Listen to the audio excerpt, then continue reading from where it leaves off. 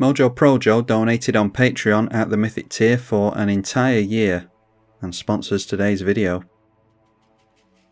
Ojer Pakpatiq versus Jodah, Ashling and Nixilis. Yeah, decent amount of mana there, so no reason not to keep. Should be able to get our commander down quite quickly, though it would be nice to have some protection for it. Turn 1 Sol Ring from Jodah, and already getting down a legendary in Rograk. And we get into a third land, so let's go for the island into the Sapphire Medallion off the back of the Mana Crypt. Make our blue spells cost 1 less. Nixilis throwing out a Goblin Fire Slinger. And now Goro, a haste enabler for the Legends player. Okay, a Gilded Lotus. I was going to hold off on the commander for a turn, because there's nothing that we can cast into the commander. But we'll be doing Gilded Lotus next turn, so let's try our commander. And if it gets destroyed, we've got a few turns to wait before we can reanimate it anyway. Tunneling Geopeed. 1 damage to each opponent, I'll land 4 with that. And then the mono red player we see has suspended a Rousing Refrain. So as long as we keep cards in hand, they're going to get a lot of mana with that. And the Goro for Jodah going in down the middle. Missing land drops over here. Turn 1 Sol Ring is good and all, but in a 5 colour deck it doesn't necessarily help you, especially with Jodah in the command zone. Alright, awesome. And Jodah decided to scoop already, so someone's eating a ban.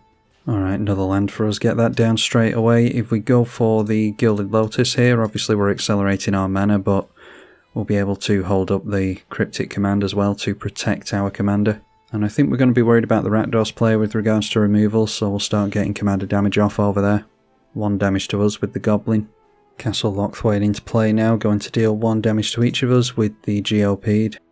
Nixilis Captive Kingpin, and the 3-2 turns in sideways towards us. Gonna have both players going after us, I imagine. Alright, not waiting for the Fire Slinger until the end of our turn, going for it now. There's a Mount Doom in the exile zone there. 1 Power Stone for the red player. And then tapping out, so it seems as though our opponents don't have a means of spot removal for our commander, so we'll go for returning the Nixilis and drawing a card. And it's noteworthy that the counter magic is modal in this deck, so that we can recast it with Rebound and usually get some other kind of effect, typically card draw with it. So Pakpatiq is going to trigger for the first time. It gives the Cryptic command Rebound. Drew us into a Reality Shift. So here we go with the Rebound.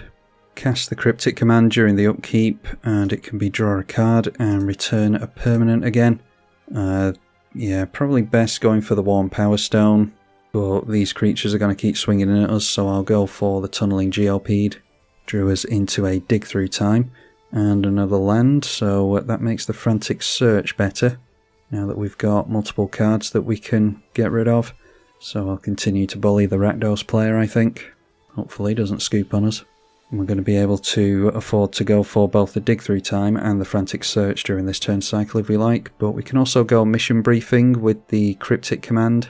Noteworthy that the Mission Briefing will allow us into the Cryptic command, but we won't be casting this from our hand, so it won't gain Rebound again. So Tunneling Geopeed coming into play again. Our opponent playing the Mount Doom from exile that he got from the commander previously. Just 1 counter left on the suspended card, and we're getting more and more cards into hand, so Ashling managing to ramp quite nicely. A Scythe of the Wretched, +2/+2. 4 to equip. Whenever a creature dealt damage by the equipped creature this turn dies, return it to the battlefield under your control. Alright, so obvious what our opponent's trying to do with that. And casting a Seize the Spoils. It'd be good if we didn't have to counter anything here. I'd rather see more instants and sorceries in the deck before we go for Mission Briefing, because that means that when we cast it with Rebound, we'll get some more value out of it. Discarding to the Seas a Nevinrel's Disc. Alright, so a little bit risky going for the Dig Through Time here. I'll go for the Frantic Search, and of course that'll get Rebound. This is a means of getting multiple cards out of Frantic Search, but it also helps set up the Mission Briefing as well, like we said previously. Alright, into Mindstone, Myriad Landscape. I think is going to be a bit too slow, so ditch that. Actually, ditch the Mindstone as well. Yeah, still not happy with the cards in hand. Let's just risk going for this Dig Through Time. We can make it cheaper thanks to exiling these things that we're not going to do anything with in the bin anyway. So dig through time, gaining rebound no matter what. Doesn't matter if our commander stays in play. I think it's worth it to see new cards. Alright, allows us the choice between Graven Law is definitely one to keep, I think.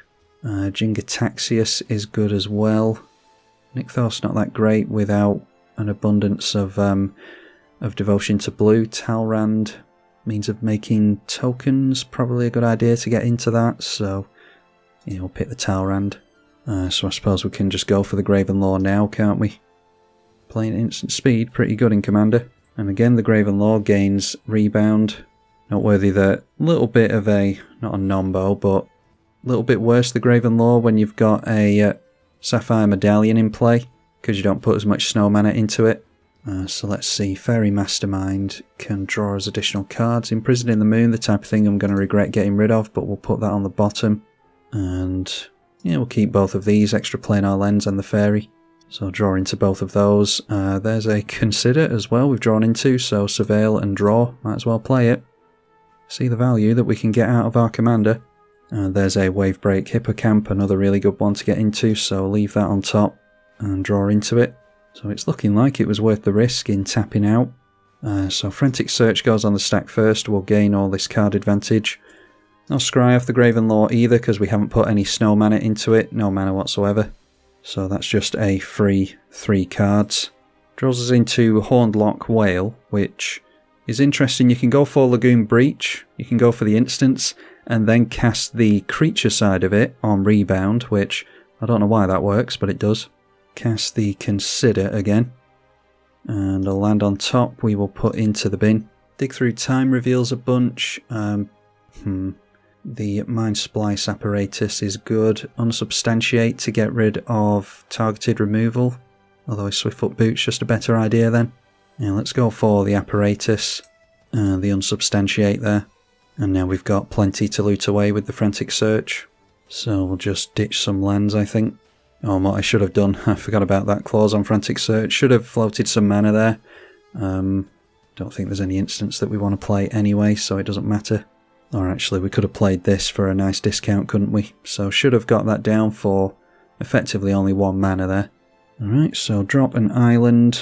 We'll play out the Extra Planar Lens to double up our islands. Don't have an unlimited hand size yet, unfortunately. So let's play Talrand the Sky Summoner for only 3 mana. And then we're going to have to discard 4. So might as well play out the Arcane Signet, I suppose. Have to discard 3. So let's just go for a 1 mana Fairy Mastermind off the Arcane Signet.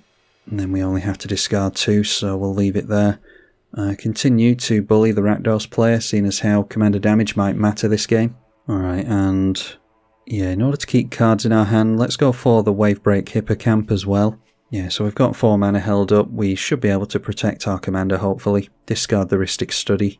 Alright, well, we've seen what we can do with this commander. Both the players deciding to scoop now. It seems as though it's a pretty one-sided game. Yeah, I mean, that is Ojer Pakpatiq. I apologise that it wasn't much of a game. I am working like crazy to get all these videos out the week after the set releases on Magic Online, and want to get a video out to you every single day. So yeah, if this is the one that you see for this commander, then apologies, but it's the best of a bad bunch. You know what Magic Online's like. And I'm actually away from home the week you're seeing this, so I only have a finite amount of time to get the videos done. If my opponents are scooping all over the place, then there's not much I can do about it. Hopefully you all enjoyed this little showcase of the commander anyway. I'm Tribalkai. Thank you for watching.